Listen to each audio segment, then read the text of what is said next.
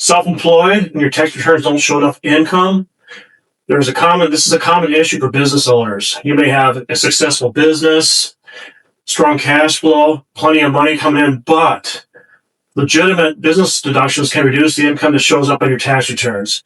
And that sometimes makes qualifying for a traditional mortgage very difficult or more difficult.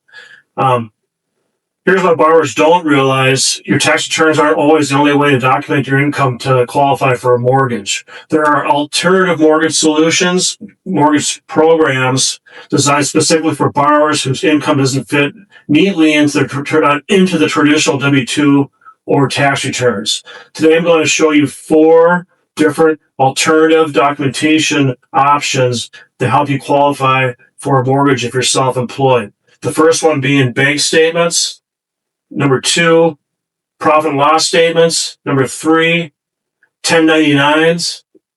And the fourth one is assets, your bank accounts, any investments that you may have. So the 4 is bank statements, profit and loss statements, 1099 income, and assets. First one is bank statements. The lender looks at deposits coming into your bank account. Depending on the program, this could involve 12 months of bank statements, 24 months, your personal bank statements, or your business bank statements. Who can this help? Think about a self-employed business owner who has consistent deposits, generates strong cash flow, takes legitimate business deductions, shows less taxable income than the business actually generates. The lender reviews those deposits and determines your qualifying income according to the particular program guidelines for that particular mortgage for the bank statement program. This is not a no-doc mortgage. You're still documenting your ability to repay this loan. You're simply using documentation that better reflects your actual earnings, your actual income, rather than your W-2s or your tax returns. The second option is the profit and loss statement.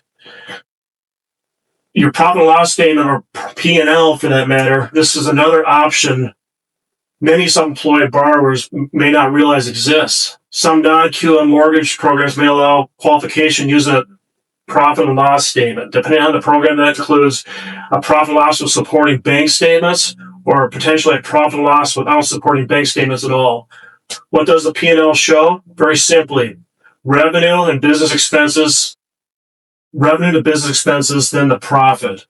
It gives a lender another way to evaluate the financial performance of your business. So here's the important part. If you've been told your tax returns don't show enough income, don't automatically assume that's the end of the road. Your P&L may provide another documentation method worth evaluating. The third option is 1099 income. Maybe you're an independent contractor, a freelancer, a consultant, or another type of 1099 earner. There's a mortgage program that may allow you to qualify using your 1099 income. Depending on the program, this could involve 1 year of 1099s or even 2 years of 1099s. To evaluate your income from those statements. The important point is that you don't necessarily have to document your income exactly like a traditional W-2 employee. If you're paid differently, there may be a mortgage program designed to help you evaluate your income differently. The fourth option is assets. This one is especially interesting. What if you have a substantial savings account, retirement assets, investment assets, but you don't have a large traditional paycheck? Certain mortgage programs may allow you to use eligible assets to be converted into qualifying monthly income. Here's a simple example.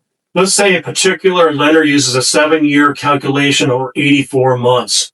And after any required adjustments, you have $840,000 in eligible assets. The lender could divide $840,000 divided by the 84 months, which would equal to $10,000 per month of qualifying income. This is a simplified example, but it shows you how asset-based qualification can work if you had that particular situation at hand. Important to note, every lender is different. The calculation period can vary, and different types of assets may be treated differently. But if you have substantial assets and limited traditional income, it's absolutely worth looking into. So which option is right for you? Here's the big picture. This isn't just a one self-employed mortgage. The better question is, how do you actually earn and hold your money? Do you have strong bank deposits? Bank statements make sense. A profit and loss, a profitable business, a P&L statement might be worth evaluating. Most of your income reported on a 1099. The 1099 may work in that program. Significant savings, retirement investment assets, asset-based qualification may be an option also. Alternative documentation doesn't mean no underwriting. The lender still is going to evaluate things such as credit, income, assets, the property, reserves, and the overall ability to repay the mortgage. And the down payment required will depend on your individual situation, including your credit profile, the loan amount, property type, and documentation program you're using. So if you're self-employed and you've had difficulty qualifying because the income shown on your tax returns, don't automatically assume you can't get a mortgage. Bank statements, a profit and loss, a 1099, or your assets may provide ways to document your ability to qualify. I'm Jim Kennedy with Kennedy Mortgage. If you're self-employed and you'd like to know which mortgage options may fit your situation, feel free to contact or reach out. I'll be more than happy to walk you through the options with you. Thank you.